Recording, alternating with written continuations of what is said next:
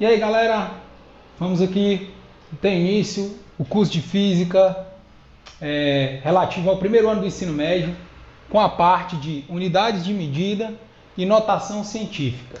Essa parte introdutória trata mais de ferramentas que nós vamos precisar ao longo do ano, ao longo do curso, para que possamos compreender a linguagem que a física utiliza. A física utiliza uma linguagem própria, que é a linguagem matemática, para descrever os fenômenos, certo? Então, antes de ter início propriamente o estudo da física, precisamos ter um contato com essas ferramentas, com essas linguagens, ok? Então vamos começar aqui pelos sistemas de medidas. As unidades de medida, antes dessa globalização, antes dessa unificação, eram muito peculiares de cada povo, tá certo? Cada povo utilizava as unidades de medida de acordo com a sua cultura. Nos países da Europa, era muito comum a utilização de partes do corpo da pessoa. Exemplo, usavam-se muito a braça, a polegada, a jarda, cúbito, né, que é uma das unidades de medida que você tem em livros históricos, como na Bíblia, né? Quando você pega lá na Bíblia o trecho da construção da Arca de Noé, uma das unidades de medida utilizadas lá era o cúbito, certo? Então, você tem vários tipos de unidade de medida baseada em partes do corpo, certo? Essas unidades de medida tinham limitações locais. Por quê? Porque o tamanho dessas partes do corpo não eram uniformes. Quando eu usava para medir uma distância, eu utilizava pés. O pé de uma pessoa tem um tamanho diferente do pé de uma outra pessoa. Então isso era muito local. Mesma coisa com a braça, com a jarda, com o cúbito, com a polegada, com a chave, ok? Não se tinha unificação. Isso dificultou muito quando se iniciou o comércio. Quando você tinha um comércio entre duas cidades ou dois países diferentes, eles usavam unidades de medidas diferentes. Não na sua essência, mas no seu valor. Por quê? Se em um país eles utilizavam o braço, a braça, a jarda, a polegada do rei daquele país, em outro país, num país B, a polegada, a jarda, a braça, o pé é relacionada ao rei do país B, certo? Essa diferença gerava empecilhos quando se tratava de negociações comerciais entre esses países.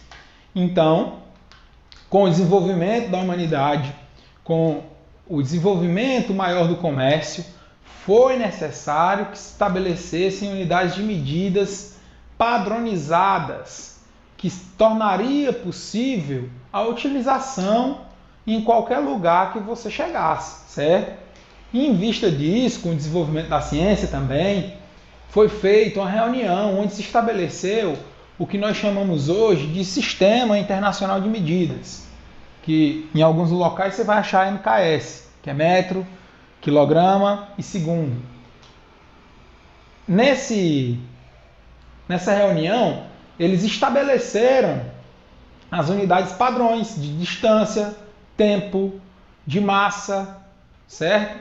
No caso, o nosso sistema, como conhecemos hoje, é composto de 7 unidades básicas, que é o nosso sistema internacional, abreviado por SI. Essas unidades básicas são metro, quilograma, segundo, mol, Kelvin, ampere, né?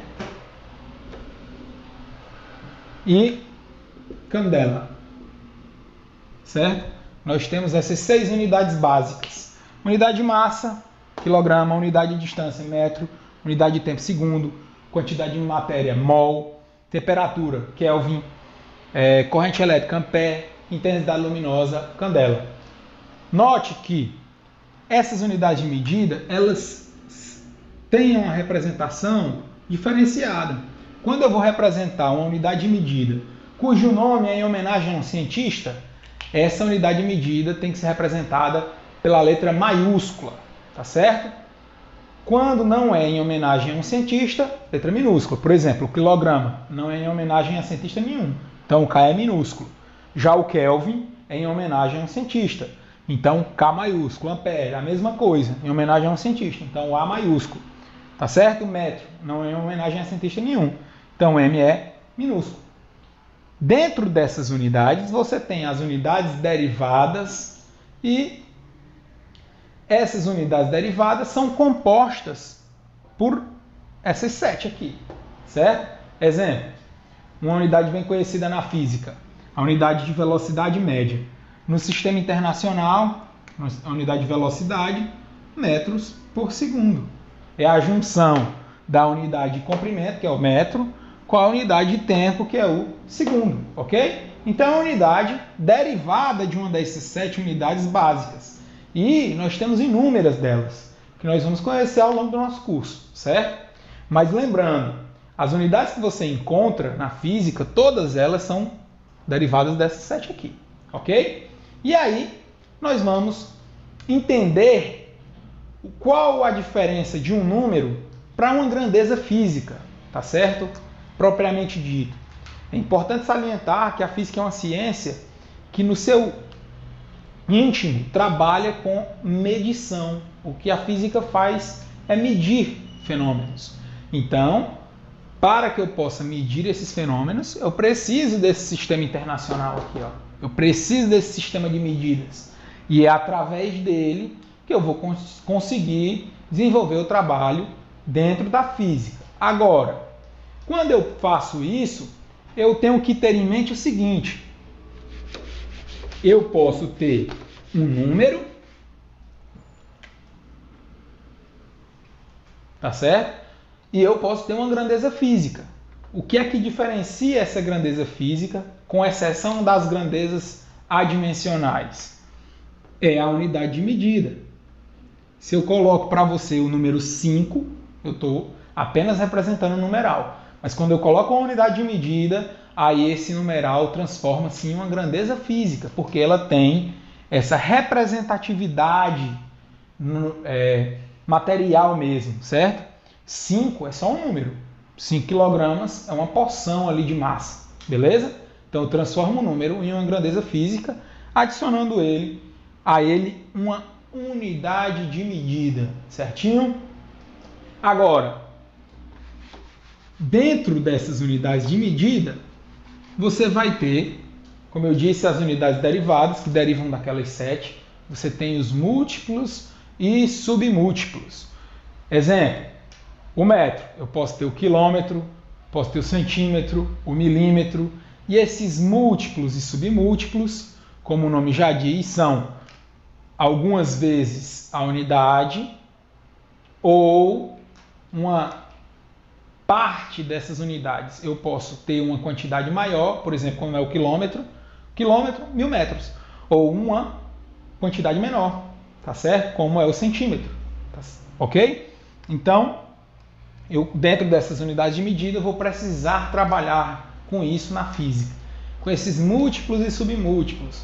Eu vou precisar transformar uma unidade de medida em outra, que isso nós vamos vendo ao longo do curso, ok? Dentro dessa parte de unidades de medida, existe um trabalho que nós temos que desenvolver, que é a utilização da notação científica. Por que é que eu tenho que tratar da notação científica? Veja bem, a notação científica é uma ferramenta bastante útil. Ela vai facilitar muito a nossa vida nas questões. Por quê? Porque ela serve para que nós possamos escrever de maneira resumida números muito grandes ou números muito pequenos. Eu posso escrever eles de maneira resumida para que se torne mais simples a sua escrita. Por que eu estou falando isso? Novamente, o que é que a física faz? A física mede. A física, no seu íntimo, é uma ciência que trabalha medindo fenômenos.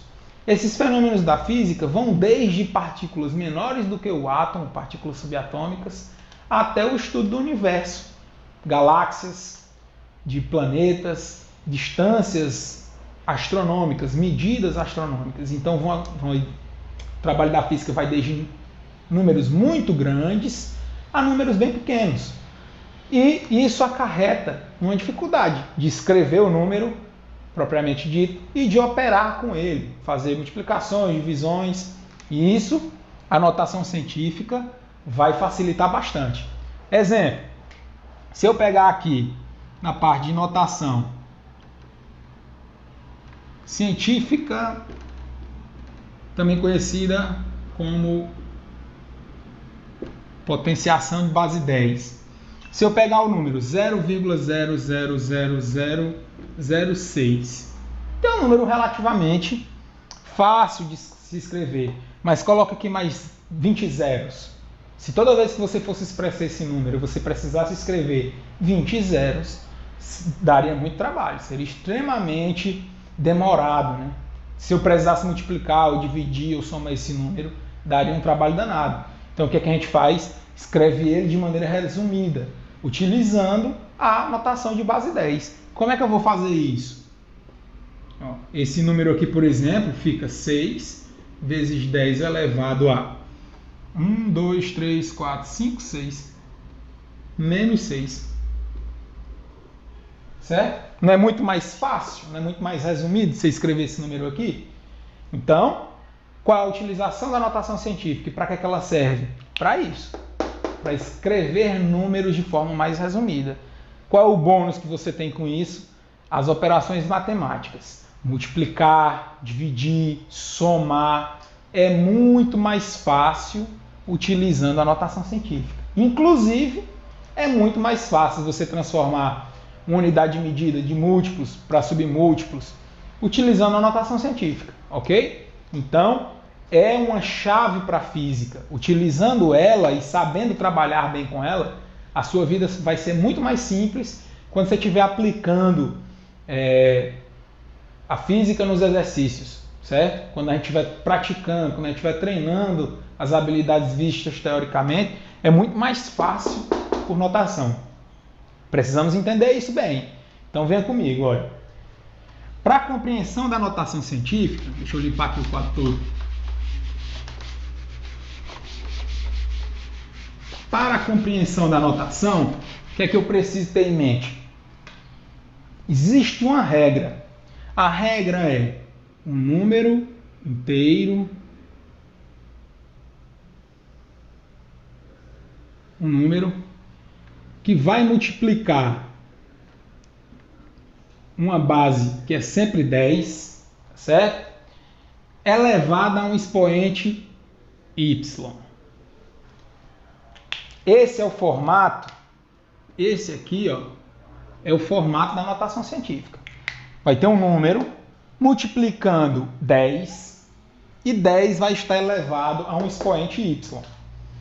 Qual é o trabalho que nós temos para escrever esse número, um número em notação científica? Descobrir quem é esse n e descobrir qual o valor desse y. Para que eu possa escrever um número em notação, eu uso esse formato e vou lá descobrir quem é n e quem é y. Que existem regras também. Para o número n, para esse número aqui, ó, qual é a regra?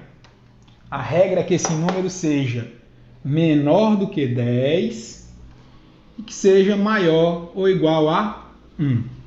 Então, sempre que você for escrever um número utilizando a notação científica, o que é que você vai buscar? Você vai buscar, ó, escrever o número n, ele tem que ser menor do que 10 e maior ou igual a 1. Feito isso, você parte para determinar o valor de y. O valor de y vai depender da quantidade de casas decimais que a vírgula se desloca. Primeiro, escute o que eu vou dizer. cada casa decimal que a vírgula muda de posição vale 1. O módulo desse deslocamento, o valor para que você desloque é sempre 1. Pode ser um positivo ou um negativo. Vai depender do quê? Para que lado a vírgula está se deslocando, certinho? Então, se a vírgula se desloca para a esquerda, vale mais 1. Se a vírgula se desloca para a direita, vale menos 1. Certo? Cada casa que a vírgula se desloca para a esquerda, vale mais 1. E esse mais 1 vai onde? Lá no lugar de y, lá no expoente. Cada casa que se desloca para a direita é menos 1. E vai aonde esse menos 1? Lá em y, certinho? Então a regra é essa. Exemplo, vou escrever aqui, ó, utilizando a notação científica, esse número. 20.000. Quero escrever isso em notação científica. Qual é o meu formato? N vezes 10 elevado a y. Qual o valor de n?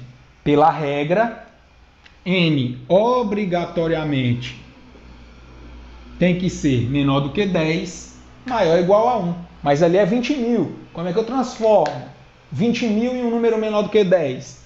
Eu vou botar a vírgula no lugar que eu quero. Se eu colocar a vírgula aqui, ó, fica 200. Se eu colocar a vírgula aqui, ó, fica 20. Se eu colocar a vírgula aqui, fica 2.000. Tá? Quando não aparece a vírgula, é porque ela está aqui. Então, eu vou precisar pegar essa vírgula que está nesse ponto e vou precisar colocar ela aqui. Ó. Por quê? Porque, obrigatoriamente, eu tenho que transformar 20.000 no número 2, que é menor do que 10 e maior que 1. Então, quando eu pego a vírgula que está nessa posição e levo para cá, o meu número não é mais 20.000. O meu número agora é 2. Certo? Vai ser multiplicado por quanto? Sempre é multiplicado por 10. Ok? Multiplicado por 10. Qual o valor de y? O valor de y o módulo dele é a quantidade de casas que a vírgula precisou ser deslocada. Ela não estava aqui, ó. Andou uma casa, 2 casas, 3 casas, 4 casas. Se ela andou 4 casas, o valor de y é 4. Qual é o valor do expoente? Quantidade de casas decimais que a vírgula foi deslocada. Qual o sinal dele? Vai depender. Para a esquerda tem um valor, para a direita tem outro. Para que lado essa vírgula andou aqui? Para a esquerda. Se ela andou para a esquerda, esse sinal é positivo. Cada casa que ela andou vale mais 1. Então, mais 1, 2, mais 1, 3, mais 1, 4. Então fica mais 4. O sinal de mais você coloca se quiser, ok? Se fosse o contrário, se fosse assim, ó, 0,0002, vou botar só assim, 0,002. Como era que eu iria escrever esse número em notação? De novo, o 2 tem que ser menor do que 10, maior do que 1. No caso, esse número aqui, ó, é menor do que 1. Para transformar um número maior que 1 e menor do que 10, eu vou colocar a vírgula aqui, ó, vou trazer ela para esse ponto. Se eu colocar a vírgula ali, que número se torna esse? Se torna o número 2. Certo? Na notação científica é sempre multiplicado por 10. Quantas casas eu vou me deslocar? Vou deslocar a vírgula. 1, 2, 3, 4. Então, deslocou-se a vírgula por 4 casas decimais. Então, o valor do expoente é 4. Positivo ou negativo? Se eu desloquei a vírgula para a direita, é menos 1 para cada casa decimal deslocada. Então, vai ser menos 4. Pronto. Esse número aqui, ó, e esse estão na forma da notação científica. Tá certo? Então, além de eu ter a vantagem de escrever esse número de maneira reduzida, resumida, eu ainda tenho uma facilidade tremenda na hora de aplicar as operações matemáticas, ok? Teve alguma dúvida? Voltem um pouquinho no vídeo, veja direitinho isso, porque é uma ferramenta essencial aqui para o desenvolvimento do curso de Física. Lembrando que essa é a nossa primeira aula do curso e durante esse curso nós vamos sempre estar utilizando dessa ferramenta aqui. Facilita a nossa vida, torna a questão mais simples, torna mais rápido a resolução e o tempo é algo de suma importância. Então vale a pena gastar um tempinho aqui, ó, para aprender direitinho a parte de notação científica, certinho? Agora, qual a vantagem disso na hora de operar? Na hora de aplicar isso na multiplicação, de aplicar isso na divisão? É porque fica muito mais fácil. Vou colocar aqui um exemplo. Na multiplicação, se eu quero multiplicar dois números escritos em notação científica, vou colocar aqui um exemplo. 4, vou botar um número facinho. 4 vezes 10 a 10 vezes 2 vezes 10 elevado a 7. Se eu quero realizar essa multiplicação desses dois números escritos em notação científica, o que é que eu vou fazer? Regra da multiplicação de notação científica.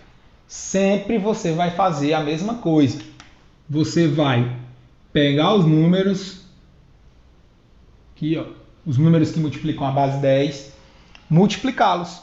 4 vezes 2, 8. Pega os expoentes e soma. 10 mais 7, 17. A base 10 é sempre conservada. Beleza? Então, na multiplicação com notação científica, multiplica-se os números, conserva a base e soma-se os expoentes. Tá bom? Lembrando, se eu tiver um expoente negativo, aí você tem que fazer o jogo sinal. Tá bom? Por exemplo, se aqui fosse menos 7, seria 10 mais menos 7. Ficaria 10 menos 7 e daria 3. Então, leva-se em conta o sinal do número, porque eu posso ter um expoente positivo ou negativo. Isso na multiplicação. Na divisão, que é o processo inverso, que é a operação inversa da multiplicação, procedemos da mesma forma. Vou pegar aqui um número fácil. Então, o resultado aqui daria isso. 8 vezes 10 a 8 dividido por 2 vezes 10 elevado a 5. De novo, realiza a operação com os números. 8 dividido por 2, 4. Conserva a base. E agora com os expoentes, faz o processo inverso. Ao invés de somar, você subtrai 8 menos 5, 3. 4 vezes 10 a 3. Tá vendo? É muito mais fácil você multiplicar e dividir utilizando a notação científica. Se eu precisasse fazer uma operação matemática utilizando um número de ordem astronômica ou de ordem atômica ou subatômica, é inviável você usar a multiplicação sem utilizar a notação científica. É inviável você utilizar a divisão sem utilizar a notação científica. Então, em vista do que abrange a física, é de suma importância que você compreenda a notação científica, compreenda como ela é aplicada, certinho? Só para finalizar essa aula, eu vou mostrar o caso da soma e da subtração. Mas hoje, nessa aula aqui, eu mostrarei apenas o caso mais simples da soma e da subtração na notação. O caso mais complexo nós veremos na aula seguinte. Tá?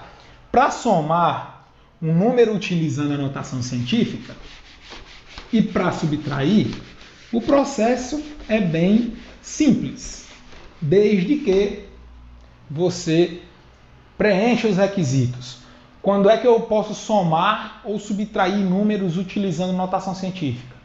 Apenas quando eles possuem o mesmo expoente. De novo, quando eu posso somar ou subtrair números utilizando notação científica? apenas quando o expoente for o mesmo. Exemplo, se eu tiver aqui 4 vezes 10 a 7 mais 2 vezes 10 a 5, eu não posso fazer essa soma aí direta não. Tenho que organizar para depois realizar a soma, que é o que nós veremos na aula que vem. Agora, se aparece assim, ó, 2 vezes 10 a 7. Vi que é uma soma. Beleza. Vou verificar os expoentes. São iguais? Pronto. Acabou-se a história. Fácil demais. O que é que eu tenho que fazer? Soma os números, não é uma soma? Então eu somo os números. 4 mais 2, 6. Conservo a base, que é sempre 10. E conservo também o expoente. Pronto. Está feita a soma.